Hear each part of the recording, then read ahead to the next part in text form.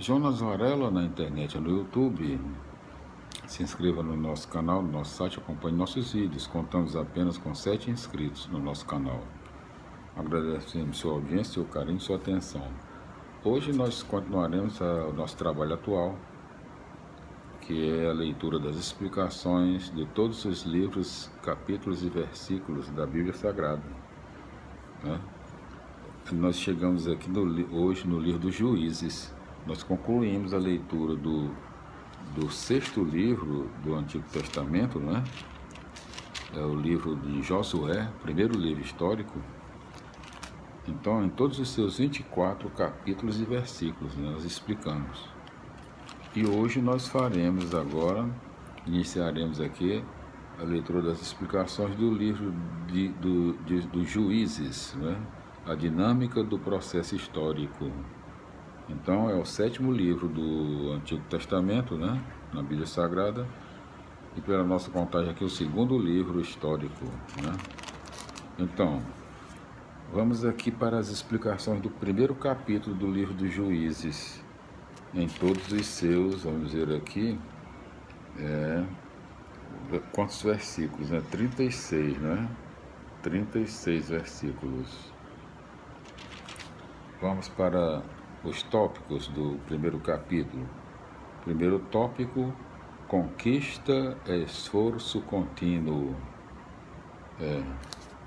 Então,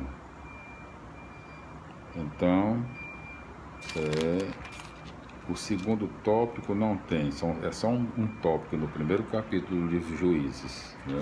Só um tópico. Então vamos para as explicações. Livro dos Juízes, capítulo 1, versículos 1 a 36, a 36. Após a descrição fortemente idealizada, repetindo, do livro de Josué, temos aqui uma apresentação mais realista do processo. A luta contra as cidades-estado cananeias foi levada a cabo pouco a pouco, graças ao esforço solidário dos diversos grupos. Glória a Deus, aleluia, amém. Felicidades, meus irmãos. Vamos para as explicações do capítulo 2 do livro de Juízes, em todos os seus, capítulo 2, seus 23 versículos, né? 23 versículos.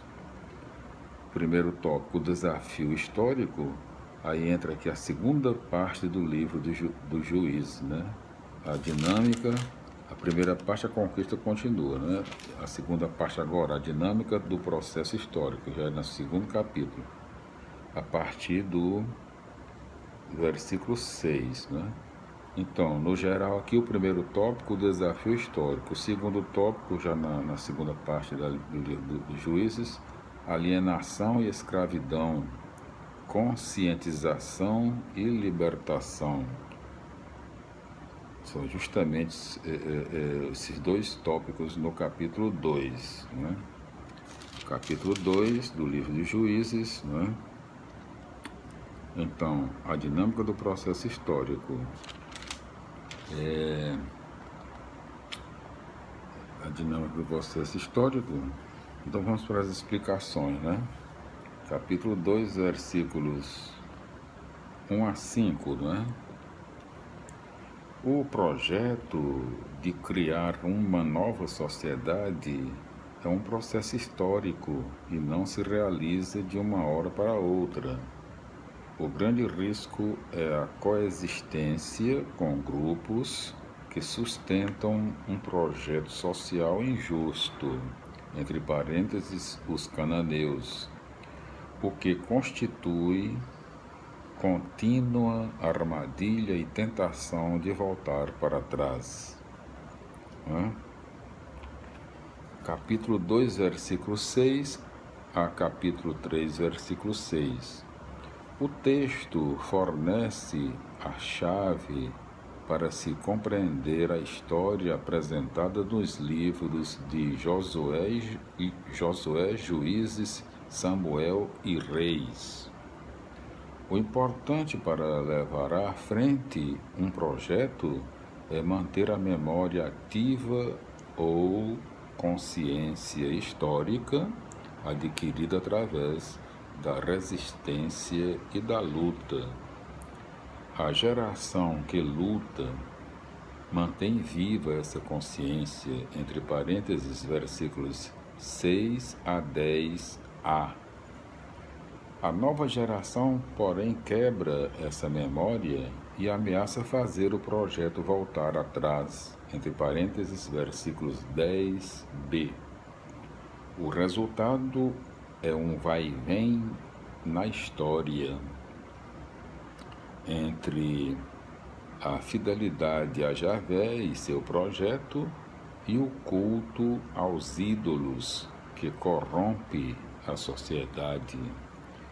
Os versículos 11 a 16 apresentam a dinâmica que marca o destino histórico de um povo. A. Pecado igual alienação da consciência histórica. O povo abandona Javé, o Deus que produz liberdade e vida, para servir aos ídolos que corrompem, produzindo um sistema social injusto, entre parênteses, versículos 11 a 13. B. Castigo igual perda da liberdade e da vida, servindo aos ídolos da escravidão e da morte. O povo alienado perde a liberdade e a vida que tinham sido duramente conquistadas, entre parênteses, versículos 14, 15a. C. Conversão igual volta à consciência histórica. No extremo limite do sofrimento, o povo volta à consciência histórica e clama a Javé, entre parênteses, versículos 15b, 3, 9 a 15. D. Graça igual libertação.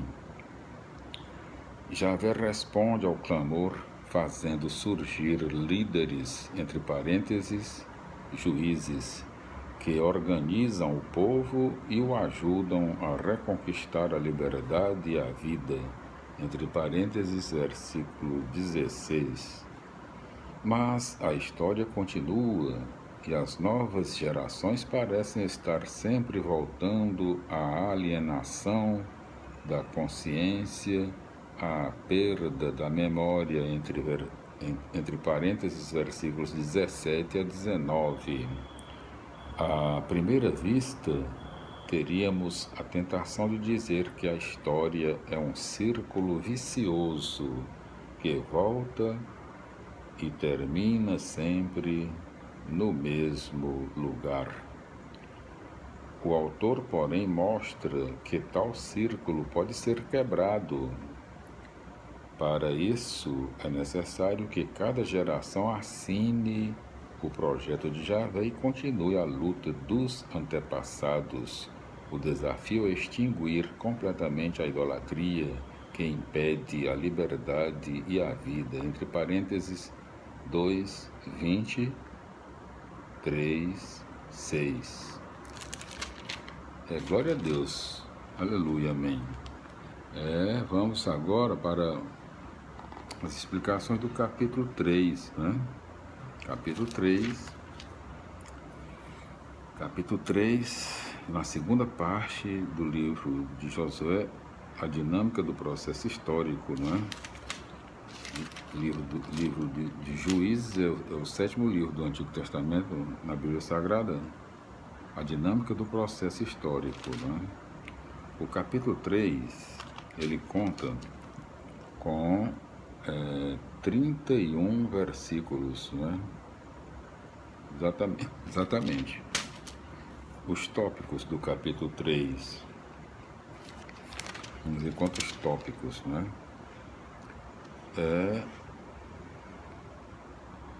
a ode, né? Primeiro tópico, né? A ode. Segundo tópico,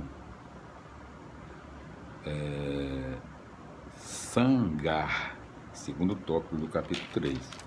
Então, no capítulo 3, né, em todos os seus 31 versículos, até o versículo,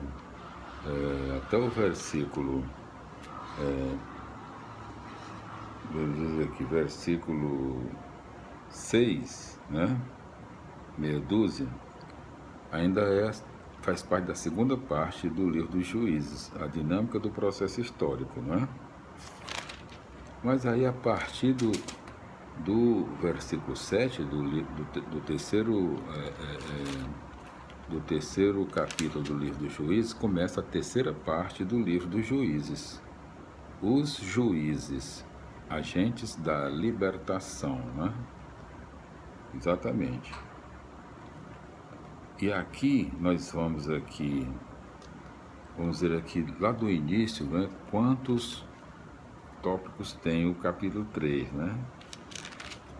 Nos seus 31 versículos, né? No geral, né? Primeiro tópico do capítulo 3, vamos ver aqui, primeiro tópico, né? Já na terceira parte do livro dos Juízes, Agência da Libertação, Otoniel, primeiro tópico. Depois vem Aode, é o segundo tópico. E depois vem Sangar, o terceiro tópico. Vamos para as explicações do capítulo 3 do livro de Juízes. Vamos ver se dá tempo, né? Capítulo 3, 7 a 16, 31, né? Costuma-se distinguir os juízes entre maiores e menores, de acordo com o tamanho da notícia que se tem sobre eles.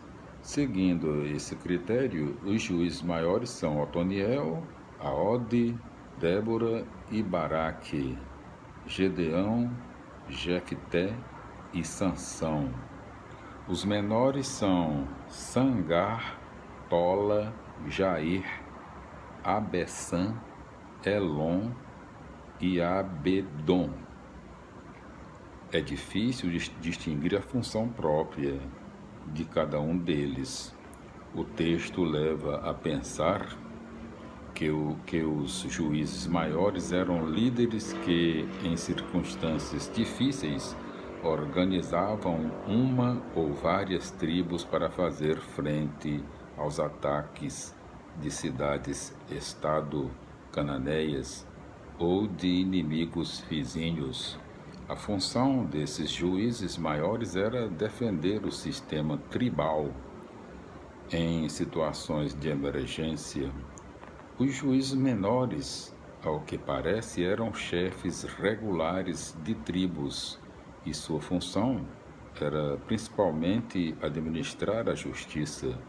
O texto, porém, parece confundir essa distinção, apresentando os juízes maiores também como administradores da justiça, entre parênteses, Débora e Jefté, e juízes menores como guerreiros, Sangar e Tola. Quando um povo procura realizar historicamente um ideal de justiça e fraternidade, as lideranças aparecem no momento certo para organizar o povo e liderá-lo em situações difíceis. O livro de Samuel, porém, mostrará que isso não basta. Quando os inimigos são superorganizados, também o povo tem necessidade de uma organização permanente que lhe assegure manter-se no meio das grandes potências. Nós voltaremos no nosso próximo vídeo, concluindo aqui as explicações do capítulo 3, versículos 7 a 11, que não vai dar tempo hoje. Glória a Deus. Aleluia, amém. Felicidades, meus irmãos. Amém.